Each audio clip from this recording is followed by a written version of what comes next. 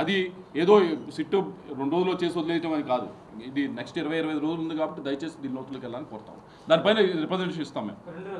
మాట్లాడుతూ ప్రధాన కారణం ఎంపీ లాల్ శిక్ష జరగాలి, అలాగే బ్రహ్మారెడ్డి గారు మొత్తం ఈ గొడవ కారణము అనేటువంటి మీ ఇద్దరి మీద మెయిన్ అలిగేషన్ చేశారు అన్న. ఎవరి మీద అలిగేషన్ చేసుకున్నా చేసుకోవచ్చు, కానీ నేను ఇంత ఛాలెంజ్ చేస్తాను, ఆయన ఛాలెంజ్ చేస్తాను. సిట్తో చేయిస్తారా, రిటైర్డ్ జడ్జితో చేయిస్తారా, మీ ఇష్టం. మా కదలికలు తీసుకోండి, మా ఫోన్ కాల్స్ తీసుకోండి, మా డేటా తీసుకోండి. We're ready to give anything. మా వాళ్ళ వైపు నుంచి ఇస్తారా? ఇప్పుడు నేను కూడా అపోనెంటే కదా. ఇప్పుడు నేను అపోనెంటే కదా.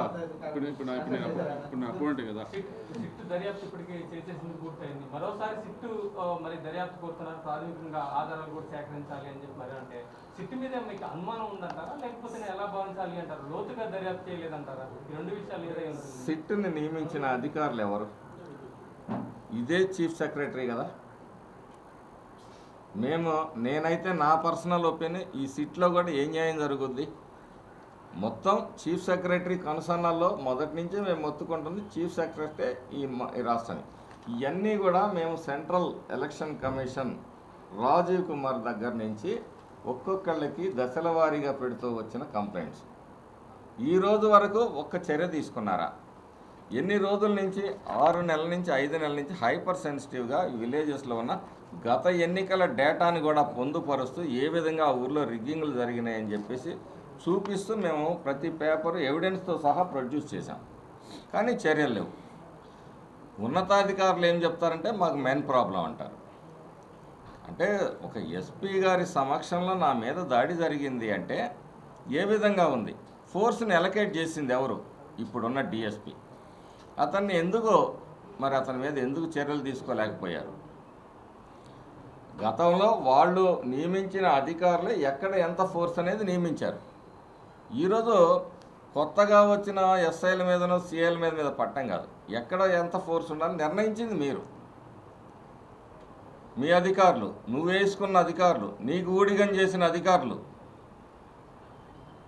నీ బర్త్డే కేకుల్లో, నీ క్యాన్వాయ్లో ముందు వెనక, నీ తమ్ముడికి కూడా అసలు తమ్ముడికి ఏం ప్రోటోకాల్ ఉందని పోలీసు వ్యాన్లు ముందు వెనక పెట్టి తిప్పారు. ఈ పోలీసు అధికారులు సిగ్గుపడాలా. ఈరోజు మాట్లాడుతూ ఉన్నారు. అన్నంటే ఎమ్మెల్యే సెక్యూరిటీ కోసం, తమ్ముడికి గన్మెన్లు, తమ్ముడు వెళ్తుంటే police CI van, SI van. ఏంటి అసలు ఇది ప్రజాస్వామ్యం? ఈ అధికారులే వెనకొచ్చి వేసుకొని మాట్లాడుతున్నారు. ఈ అధికారులు ఎవరికి ఊడిగం చేశారు? మాచర్ల నియోజకవర్గంలో కేవలం మార్చింది 3 ఎన్నికల కమిషన్ వచ్చిన తర్వాత. మిగతా వాళ్ళందరూ కూడా నువ్వు నియమించుకున్నోళ్ళు, నీకు ఊడిగం చేసిన వాళ్ళు. ఒక ఎస్సీఐ కారంపూడిలో ఒక టీ స్టాల్ దగ్గరికి వెళ్ళి పిస్టల్ తీసి బెదిరిస్తే ఆ విషయాన్ని ఎలక్షన్ కమిషన్ దృష్టిలో ఉండి వాళ్ళు ట్రాన్స్ఫర్ చేస్తే అతని కులం గురించి తీస్తాడు. మాట్లాడితే కులం, ఈ కులాల కంపుతో ఈ రాష్ట్రాన్ని ఏం చేద్దాం అనుకుంటున్నారు? చాలలేదా? హైదరాబాదులో మతకల్లాలో ఆ రోజు జనార్దన్ రెడ్డిని దింపడానికి చేసిన అల్లర్లు చాలలేదా? ఈ రాష్ట్రాన్ని రావణ కాష్టం చేద్దాం అనుకుంటున్నారా? రాయలసీమ నుంచి ఈరోజు కోస్తా ఆంధ్రప్రదేశ్ వరకు నీ అరాచకాలు, దాడులు ఎప్పుడన్నా ప్రశాంతంగా ఉండే గోదావరి జిల్లాలు సైతం ఈరోజు రాష్ట్రంలో మరి బగ్గుమనే పరిస్థితి. దీనికి కారణం ఎవరు? ప్రజలు గమనించాలి. ఏ కులాన్ని ఉద్ధరించలేదు ఈ వైసీపీ పార్టీ. ఈ యువజన శ్రామిక రైతు పార్టీ అని చెప్పుకున్న యువతకేం చేశావు? శ్రామికులకు ఏం చేసావు, రైతులకు ఏం చేసావు, ఉద్యోగస్తులకు ఏం చేసావు? అందరికీ అన్యాయం చేసావు, అందరికీ ద్రోహం చేసావు. నా ఎస్సీలు, నా ఎస్టీలు, నా బీసీలు, ఏ ఎస్సీకి, ఏ ఎస్టీకి, ఏ బీసీకి, ఏ మైనార్టీకి నువ్వు న్యాయం చేసావు. వాళ్ళకున్న పథకాలన్నీ ఉడబీకి ఇవాళ మళ్ళీ ఇంకొకసారి కులాలు మాట్లాడతారా? సిగ్గుందా మీకు అసలు? సిట్టు విచారణలో ఉన్నటువంటి అధికారులు మాత్రం ఏసీబీకి చెందిన వీరంతా గతంలో ఈ టీడీపీ నేతలు కానీ కార్యకర్తలు కానీ టార్గెట్ చేసి సిట్టు పేరుతో చంద్రబాబు వాడిని కూడా అరెస్ట్ చేసి చాలా తీవ్ర ఇబ్బందులు.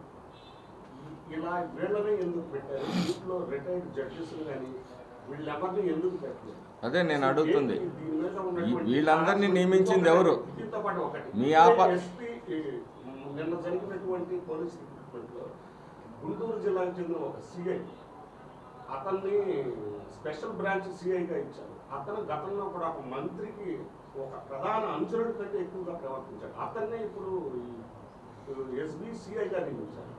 అంటే ఎక్కడ ఏం జరుగుతుంది? అసలు ఎన్నికల కమిషన్ కూడా తప్పుగా పట్టించే విధంగా ఉందా? ఏం జరుగుతుంది? ఈ మొత్తం కూడా చీఫ్ సెక్రటరీ కన్సర్న్లో నడుస్తూ ఉంది. ఈరోజు కూడా అదే చీఫ్ సెక్రటరీ ఈరోజు కూడా కంటిన్యూ అవుతా ఉన్నాడు. రాజేంద్రనాథ్ రెడ్డి గారు డీజీపీగా మారొచ్చేమో కానీ తర్వాత డీజీపీ అపాయింట్మెంట్లో కూడా వీళ్ళ హస్తమే కదా. ఈయన ప్రపోజ్ చేసిన వాళ్ళు, ఈయన పంపించిన ప్యానల్లోనే కదా సెలెక్ట్ చేసింది. ఈరోజు సిట్లో కూడా వాళ్ళు ఎవరినైతే పంపించారో వాళ్ళే ఇచ్చేశారు. ఈ సిట్టు దర్యాప్తులో కూడా నాకు నమ్మకం కుదరట్లేదు.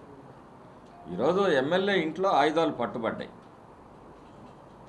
దాని మీద ఏముంది? యాక్షన్ లేదు. ఎమ్మెల్యే పారిపోయాడు, ఏమి మీరు పట్టుకోలేరా ఎమ్మెల్యేని? ఎందుకు పట్టుకోలేకపోయారు? అంటే మరిన్ని దాడులో కుట్రలో చేయమనే బయట ఉండి ఏది జరిగినా ఈ రాష్ట్ర ప్రధాన చీఫ్ సెక్రటరీ ఎవరైతే ఉన్నారో జవహర్ రెడ్డి గారి కనుసన్నల్లోనే ఇదంతా నడుస్తూ ఉంది. ఈరోజు కొత్తగా సిట్లో వేసినా, డీజీపీని మార్చినా, మిగతా ప్యానల్లో ఎస్పీలని మార్చినా అదంతా ఆయన కనుసన్నల్లో జరిగిన విషయం. దానికి తెలుగుదేశం పార్టీకి కానీ ఏం సంబంధం? ఏదన్నా ఉంటే ఎలక్షన్ కమిషను, చీఫ్ సెక్రటరీ వీళ్ళ లెవెల్లో జరిగినాయి. కానీ ఒకటి మాత్రం జరుగుతూ ఉంది, మీరు అందరూ గమనించాలి.